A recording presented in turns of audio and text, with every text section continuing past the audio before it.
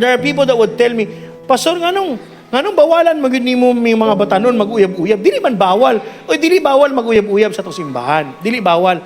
Kaya lang ang pangutanan nako, are you ready for it? Are you mature enough to handle it? Kasi tinuod ba, daghag mga immature nga wa nila makaya ang responsibility sa gugma, pagbulag, nagpakamatay, naghikog, napahamak hinoon.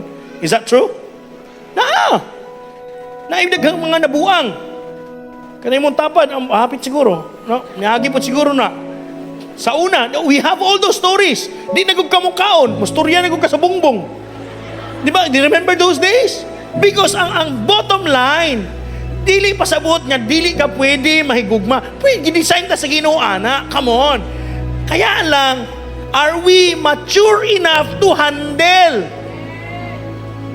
Kaysa diyang nagskwila ka, bright manunta kay ka, then nakauyab ka, nabagsak naman noong ka.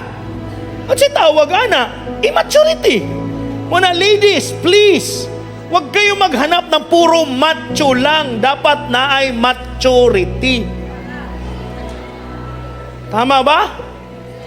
Hindi lang puro pamacho-macho lang, ana. Pag human, ay, immature man na ito. Mama, man na kuglawas, puro mama. Inon sa ako si mama. Ha? Ano sa may plano? Ano sa may plano? Kano sa mo kanimo pakaslan? Namutanan sa akong mama. Mama?